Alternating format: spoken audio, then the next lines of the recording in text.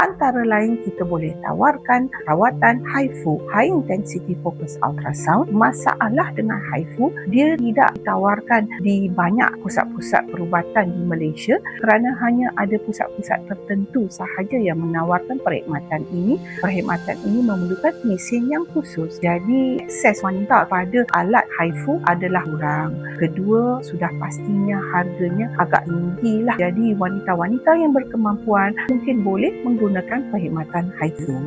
Seterusnya, untuk mereka yang tidak mahu juga, kita boleh tawarkan ubat-ubatan tertentu. Ubat-ubat hormon ada yang kita boleh makan. Juga ubat-ubat diberi secara suntikan seperti GnRH analog. Ubat-ubat hormon atau ubat-ubat suntikan tidak boleh diberi untuk jangka masa panjang, terutamanya suntikan. Dia jawapan untuk 3 hingga 9 bulan, sementara menunggu perkhidmatan atau kaedah-kaedah lain yang lebih definitif atau berkekalan. Sama juga dengan obat-ubat, kita mungkin boleh tawarkan beberapa bulan, mungkin setahun 2, tetapi juga dia digunakan untuk beri masa untuk wanita tu membuat sesuatu keputusan yang lebih definitif.